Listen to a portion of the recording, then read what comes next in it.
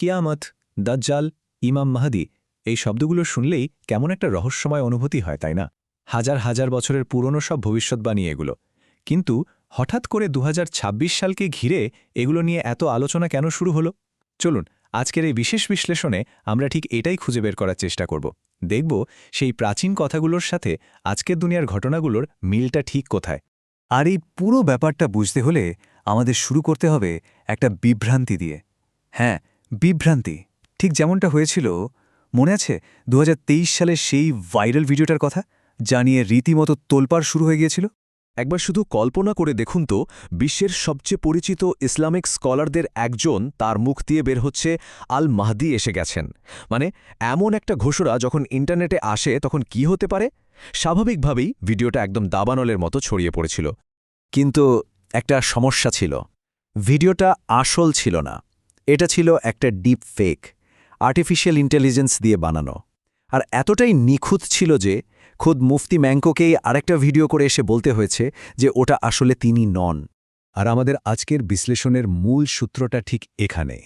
বলা হচ্ছে এটাই নাকি দাজ্জালের প্রথম এবং সবচেয়ে বড় অস্ত্র, বিভ্রান্তি।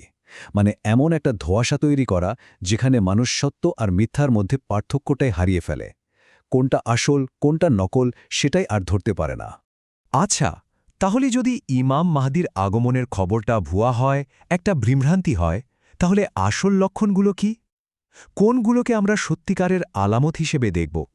চলুন এমন কিছু লক্ষণের দিকেই নজর দেওয়া যাক, যা হয়তো আমাদের চোখের সামনে ঘটে চলেছে। এর মধ্যে প্রথমটা হলো ফুরাত নদীকে নিয়ে করা একটা ভবিষ্যৎবাণী, আর এটা কিন্তু প্রায় ১৭০০ বছরের পুরনো একটা কথা। আর ঠিক এখানেই আজকের বাস্তবতার সাথে সেই প্রাচীন ভবিষ্যৎবাণীর একটা অবিশ্বাস্য মিল পাওয়া যাচ্ছে। জাতিসংঘের রিপোর্টগুলো দেখুন, তারা বলছে ফুরাত নদীটা ভয়ঙ্করভাবে শুকিয়ে যাচ্ছে। এমনকি একটা ধারণা করা হচ্ছে যে ২০৪০ সাল আসতে আসতেই হয়তো নদীটা পুরোপুরি শুকিয়ে যাবে। কিন্তু দাঁড়ান, ভবিষ্যৎবাণীতে তো শুধু নদী শুকানোর কথা বলা হয়নি। বলা হয়েছে নদী শুকিয়ে গেলে নাকি একটা সোনার পাহাড় ভেসে উঠবে। তো এই সোনা বলতে আসলে কি বোঝানো হয়েছে? এর কিন্তু বেশ কয়েকটা ইন্টারেস্টিং ব্যাখ্যা আছে। দেখুন, একটা ব্যাখ্যা হলো এটা আসলেই সত্যিকারের সোনা হতে পারে, আর একটা ব্যাখ্যা হলো এই সোনা আসলে ওই অঞ্চলের বিশাল তেলের ভাণ্ডার। আবার এমনও একটা ধারণা আছে যা খুবই গুরুত্বপূর্ণ, সেটা হলো ভবিষ্যতের পৃথিবীতে পানি হয়ে উঠবে সোনার চেয়েও দামি। আর এই নদী শুকিয়ে যাওয়াটা আসলে সেই পানির নিয়ন্ত্রণের লড়াইকে ইঙ্গিত করছে। আচ্ছা, ফুরাত নদীর কথা তো গেল। এরপর ভবিষ্যৎবাণীতে আরেকটা জায়গার কথা খুব গুরুত্বের সাথে বলা হয়েছে, সেটা হলো দামেস্ক, পৃথিবীর সবচেয়ে পুরনো শহরগুলোর একটা। চলুন তো দেখি সেখানে এমন কি ঘটছে যাই পুরো ছবিটাকে আরও পরিষ্কার করে তুলতে পারে।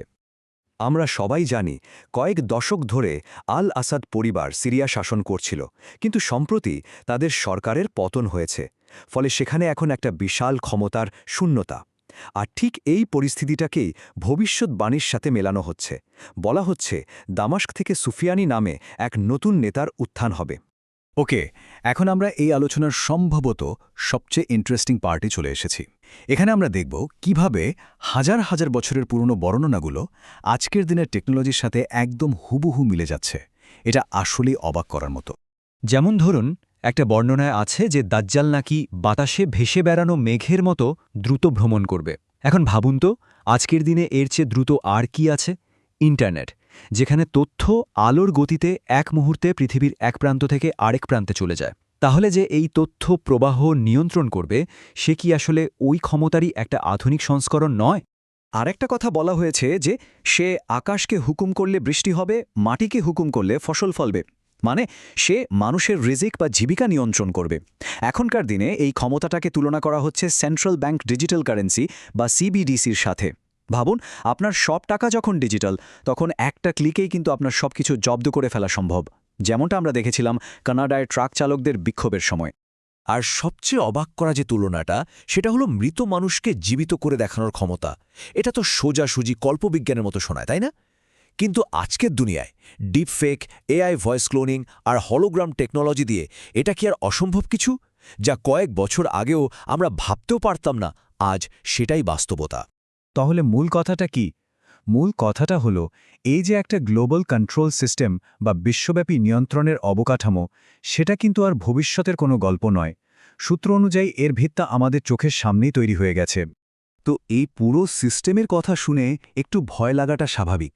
প্রশ্ন আসতেই পারে যে তাহলে এখান থেকে বাঁচার উপায় কি, সুরক্ষার পথটা কোথায়? আর এখানেই সূত্রটি আমাদের কোরআনের দিকে নিয়ে যায়, একটা আধ্যাত্মিক সুরক্ষার কথা বলে।